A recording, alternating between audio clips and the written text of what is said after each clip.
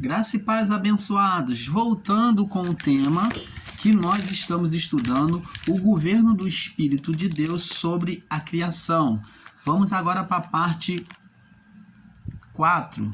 Vamos agora falar sobre essa parte, a parte 4, que vamos estar falando sobre o governo de Deus sobre a criação, do Espírito de Deus sobre a criação.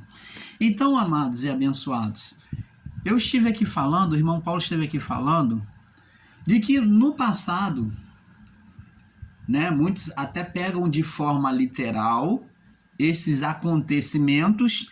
Existem diversos acontecimentos que tiveram no passado, onde Deus punia, aonde havia uma punição de Deus sobre o pecado, aonde Deus matava, por causa de quê?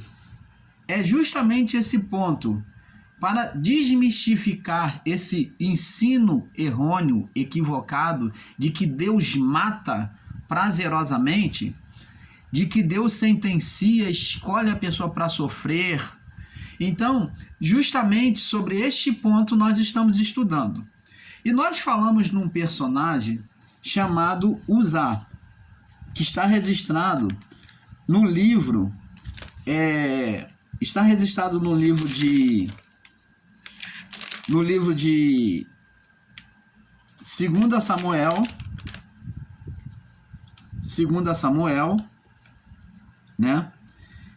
capítulo 6, do verso 1 ao 6. Nós vamos ver aqui, 2 Samuel, capítulo 6, do verso 1 ao 6.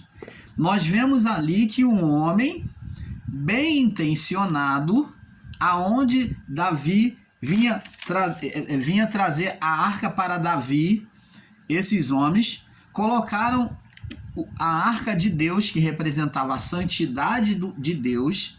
Então eles colocaram a arca sobre um carro novo, para não ter menor acontecimento de o carro quebrar. Mas, mesmo com todo cuidado ao transportar a arca, sendo colocado num carro de boi novo, para trazer até Davi, até a cidade aonde Davi estava, E então, o que aconteceu? O carro de boi passou em um buraco e saculejou, ou sacudiu,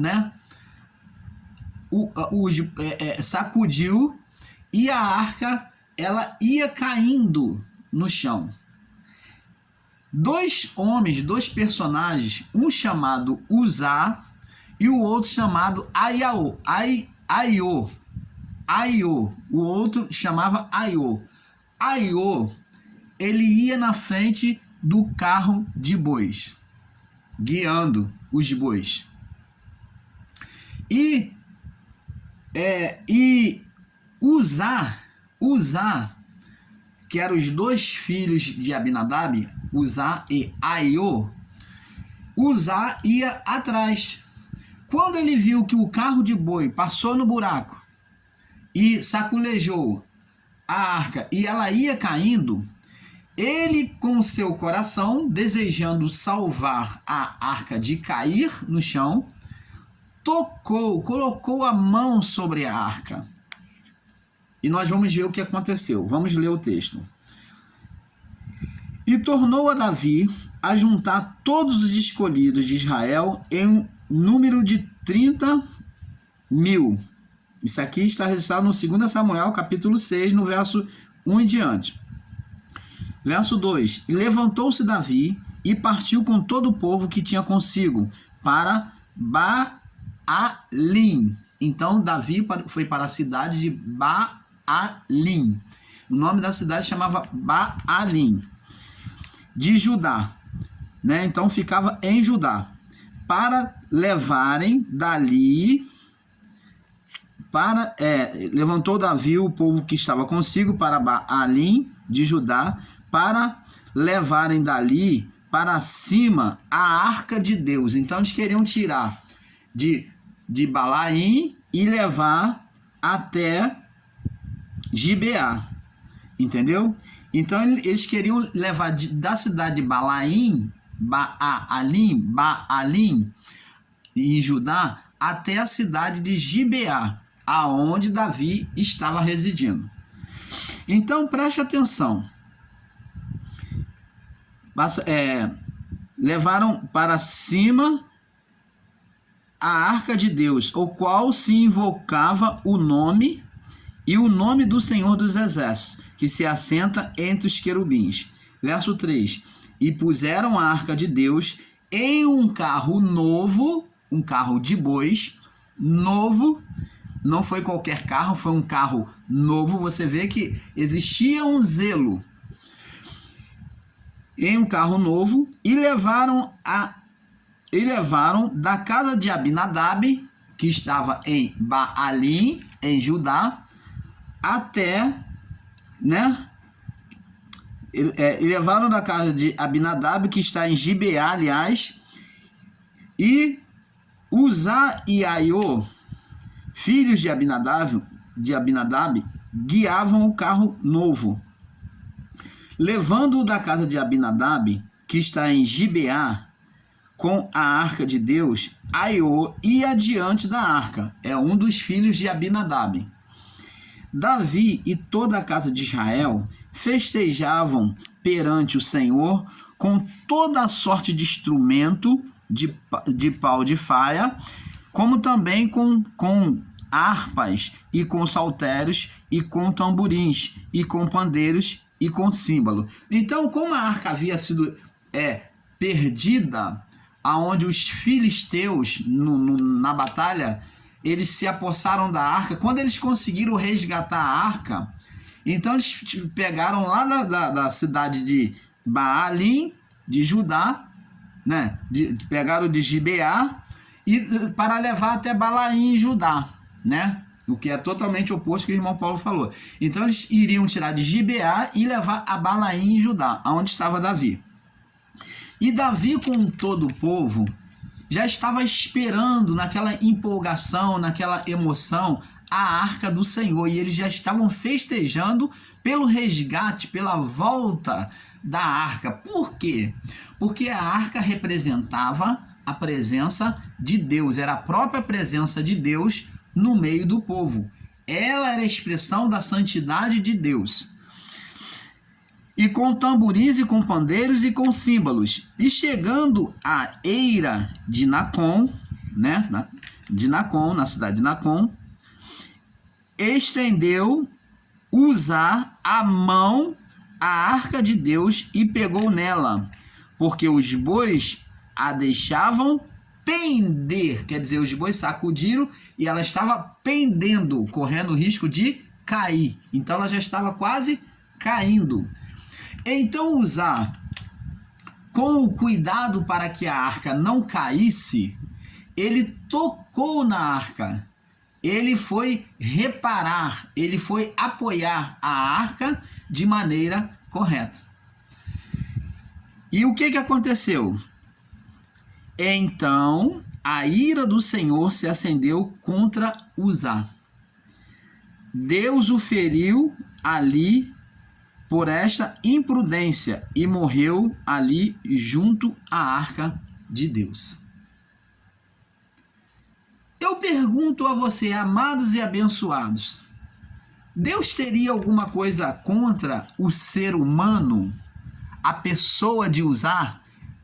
Deus era inimigo de Uzá, daquele homem que estava ajudando a fazer um bem, tendo cuidado com a arca?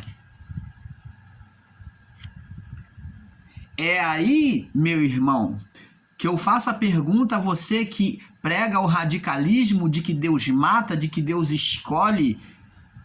Então, aí você vai cair num grande erro de entendimento teológico, de um grande erro de interpretação das Escrituras. Porque Deus não tinha nada contra Uzá. Uzá estava prestando serviço ao Senhor, fazendo o transporte da arca, trazendo para o povo de Israel.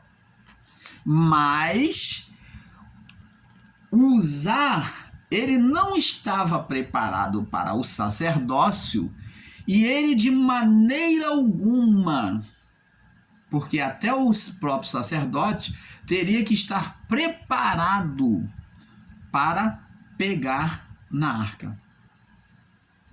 Tanto que a arca não era tocada, era feito varões de paus, aonde já existiam os varões de paus, e os homens à distância tocavam apenas nos varões de paus, levantando ela e conduzindo ela sem tocar. Mas usar com os seus cuidados, ele desejou tocar a arca.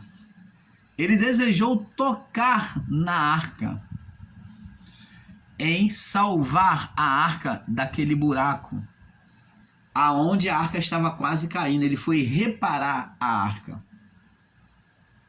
Mas a sua estrutura espiritual não estava preparada para a santidade de Deus.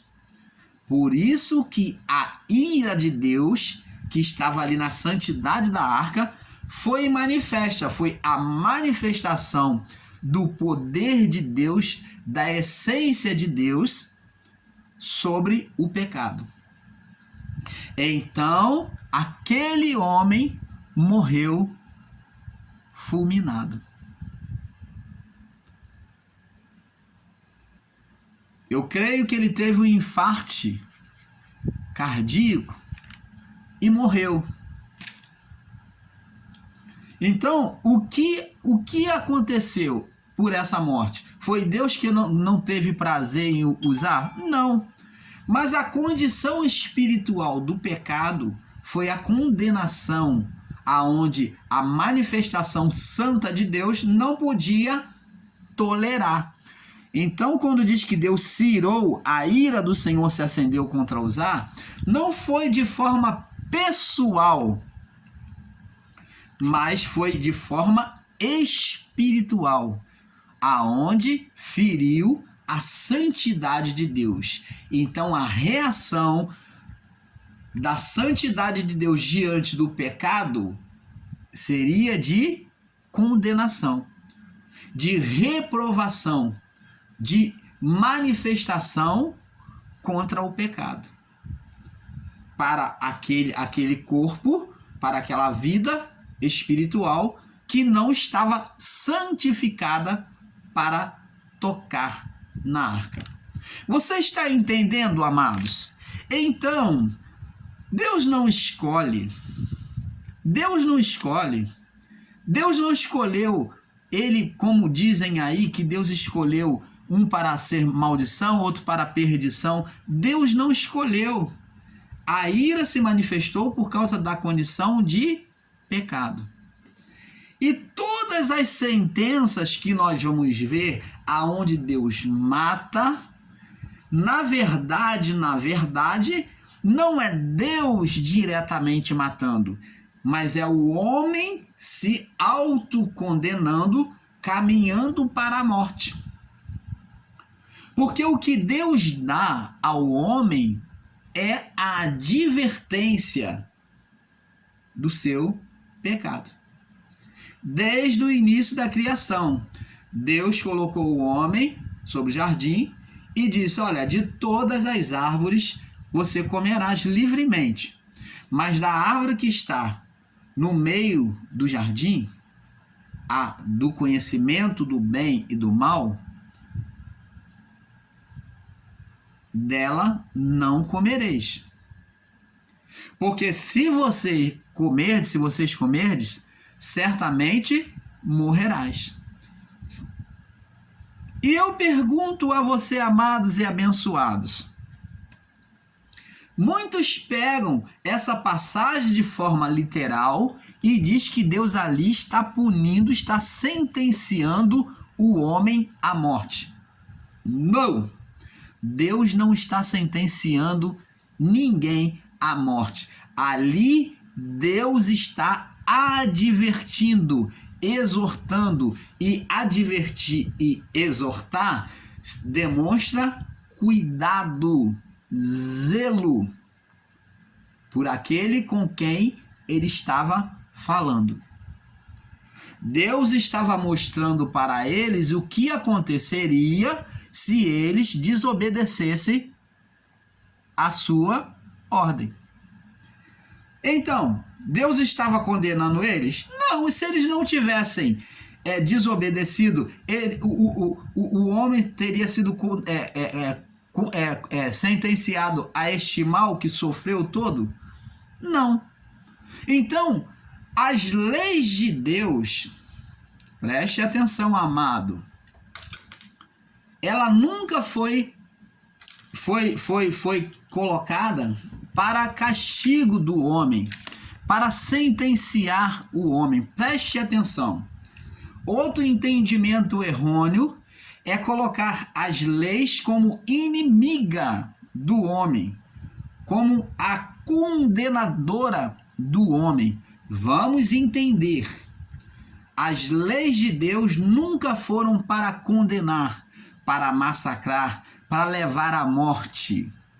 Porque no entendimento errôneo que nós temos recebido durante muito tempo, é que a lei, olho por olho, dente por dente, era massacre. Se não obedecesse, então morria. O irmão Paulo mesmo já ensinou erroneamente assim. E se ensinarmos assim, vamos estar apresentando um Deus deformado, um Deus ditador e monstruoso, aonde se você não quer obedecer a ele, então ele te castiga, ele te sentencia à morte, te sentencia à doença, te sentencia aos inimigos de vir contra você, te sentencia a todo e qualquer mal nesta vida. E isto não é verdade. Nós vamos entender que a lei do Senhor é perfeita. E nós vamos ver aqui no livro, de Salmos, no capítulo Salmos 19, no Salmos 19, vamos ver aqui. Vamos ver se a lei do Senhor é perfeita ou não é. Salmos 19.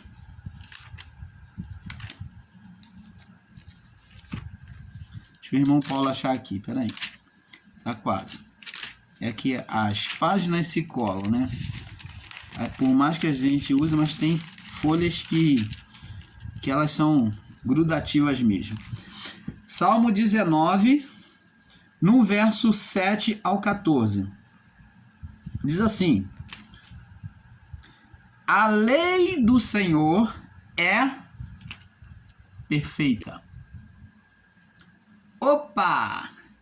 Então a lei, ela não vem condenar. Vamos ler mais. E refrigera a alma. Então o termo está falando alma por causa do povo daquela época, que vivia sem o Espírito, aonde o Espírito não residia neles. Então por isso que está o termo alma. É uma geração sem o Espírito até a cruz. Então, de Adão até a cruz, formou-se uma geração, gerou uma geração sem o Espírito. Então, chamou-se alma vivente. Então, Davi escreve: a lei do Senhor é perfeita e refrigera a alma, a vida do corpo, ou a vida da carne. O testemunho do Senhor, olha, o testemunho do Senhor é fiel e dá sabedoria aos simples. Quem é simples, que aceita com humildade, ele tem sabedoria no testemunho do Senhor. Ele não vê como a lei como inimiga, mas ele vê a lei como amiga, a lei como cuidado de Deus, advertência, exortação de Deus para não vir o mal contra ele.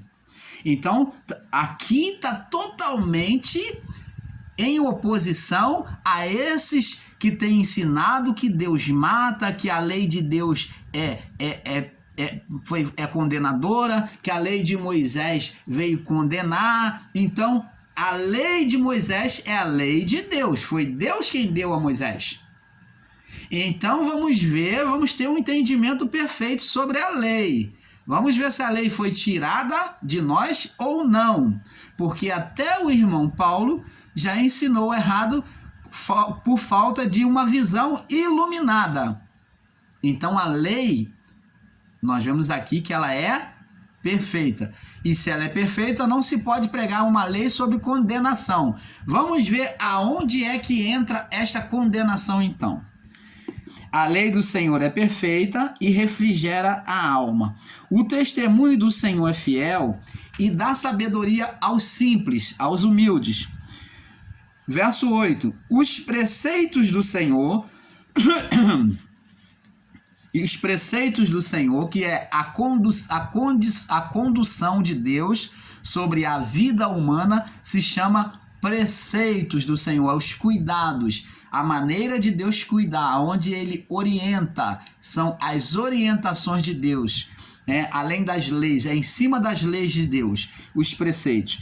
Os preceitos do Senhor são retos e alegram o coração. Ora, então por que se prega falando da lei de Moisés como se fosse uma coisa maligna? Como se fosse uma coisa, uma lei que só vem destruir, que só vem trazer maldição sobre a vida das pessoas? Como se fala da lei de Deus de uma forma maligna e amaldiçoadora? E muitos em graça têm ensinado a lei de uma forma amaldiçoadora, com uma interpretação literal, errônea, por isso dizem e ensinam assim. Mas nós, no canal Luzes da Graça, temos recebido a revelação do Pai e vamos desmistificar esse entendimento errôneo sobre a palavra. Então vemos aqui, amados e abençoados, que a lei ela é perfeita. Os preceitos do Senhor são retos e alegram. Ele deveria trazer alegria ao coração, mas muitos estão pregando aí uma tristeza, um abandono da lei. O mandamento do Senhor é puro. O mandamento do Senhor, que vem do Senhor, ele é puro, não tem mistura, não tem condenação, não tem mistura.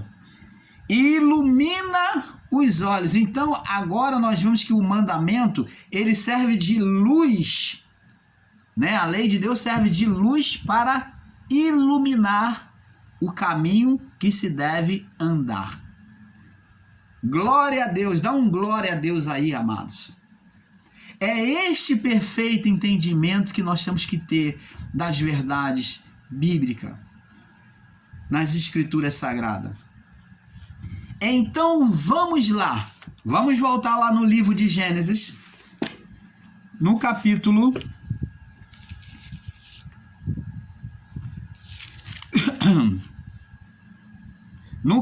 2, no verso 16.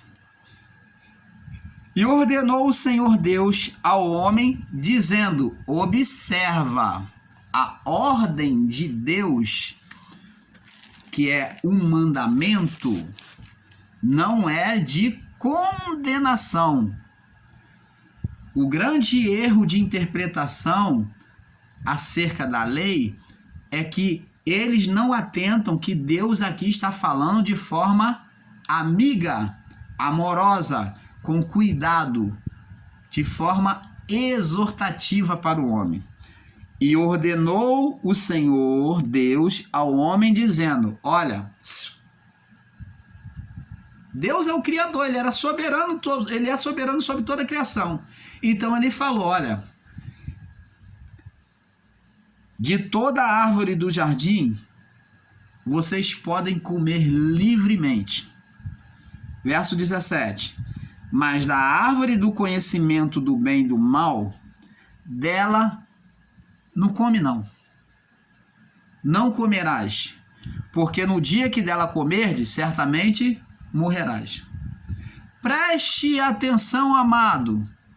Se esse Deus que é ensinado aí por muitos, até em graça de forma equivocada, ensinando a lei do Senhor, se Deus ele veio ser ditador que determinava o mal sobre um e a bênção sobre o outro, a morte sobre um e a vida sobre o outro, ele falou, olha, de toda a árvore do jardim tu comerás.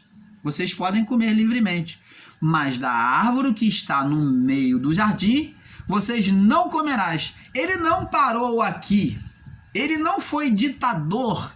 Ele ali não estava dando uma ordem ditatória. Porque agora nós vemos que existe uma vírgula e ele explica o porquê. Então, preste atenção, amados e abençoados. Se Deus está explicando o porquê, essa vírgula, ele então agora vem dizer por que não deve comer. Então, há um diálogo amigável, há uma comunhão, aonde Deus, ele vem mostrar cuidado. Não coma, porque senão vocês vão morrer. Isto é cuidado. Isto é amor. Então, a palavra, o primeiro mandamento de Deus, aonde nós vemos já a lei sendo colocada diante do homem, a primeira vez, não foi por Moisés. A primeira lei veio diretamente de Deus, colocada ao homem e mulher, e essa lei ela veio de forma exortativa, amorosa, amigável, de quem deseja o bem para o homem. Se Deus desejasse o mal, ele não iria nem avisar, exortar o homem sobre o perigo. Ele não falou só que não poderia comer, ele não foi ditador, ele não falou, não come não. Não, ele não falou assim. Ele falou, da que está no meio do jardim, não comerás. Porque no dia que vocês comerdes, então Deus fala o que iria acontecer com homem e mulher. No dia que vocês comerem, vocês vão morrer. Eu pergunto a você, amados e abençoados, Deus estava sendo amigo, pai do homem ou não? Ou estava sendo inimigo do homem? Ou ele colocou a árvore lá de forma proposital para destruir o homem? Aquela árvore era a árvore de Deus, aonde Deus comia do seu fruto. E talvez os anjos, eu não posso afirmar isso, mas uma coisa eu digo, que a palavra descreve que Deus comia da árvore. Foi chamado a árvore de Deus, para dar entendimento do que é certo e do que é errado, do que é bem e do que é mal. Então Deus criou aquela árvore, ele se alimentava do bem e do mal, do entendimento do bem e do mal. Era uma forma de alimento para ele, como também existia a árvore da vida, que dava vida eternamente. O homem poderia ter escolhido comer da árvore da vida. Se isto tivesse acontecido, só se alimentar da árvore da vida, o homem viveria eternamente. Eu creio que o homem até se alimentava da árvore da vida. Mas chegou um momento em que o homem se voltou para a árvore da sua curiosidade, da sua cobiça. Ele queria saber o porquê, o homem e mulher. Então, comeu do conhecimento do bem e do mal. Então, Deus não disse para eles que de forma maldosa, desejando o mal sobre eles, mas Deus advertiu o que iria acontecer. Você quer ver isso agora, a prova de que Deus agiu de forma amigável e amorosa?